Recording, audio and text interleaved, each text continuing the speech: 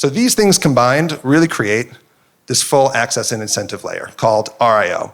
And that's really this global network of decentralized and incentivized gateways that really lets devs, apps, users easily get their data in and out. And we've designed it to be open source, modular, and very composable. And that was important for us because there's so many different teams building on Arweave. We didn't want to force people to just use one kind of gateway service. Possibly we would be able to unlearn centralization, right? We wouldn't have to. I feel like that's what we're doing today is we're unlearning all of these centralizations. Username and passwords are not great. They're not great. You're giving trust to someone to manage that.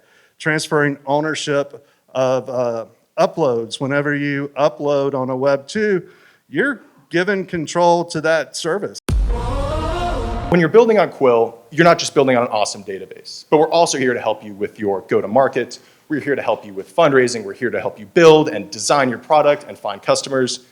Just like how when you are building on the Arweave ecosystem, you're not a client of Arweave. You are now an extension of Arweave. It is the same thing with Quill. When you're building on Quill, you're an extension of Quill, and vice versa, Quill is an extension of you.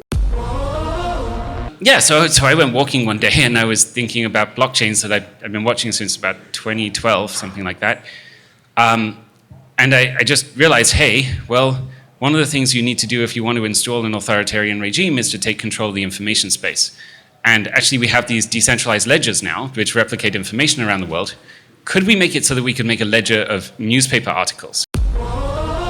But I think for us, we want to first make sure we're developing the building blocks for really good and enhanced social experience in a Web3 context without making it just Web3 social. Like the social experience or the content consumption experience in itself should be superior than what we currently see in the context of having the creators' content that's accessible, that's also potentially tradable across different platforms. That can potentially increase the user experience.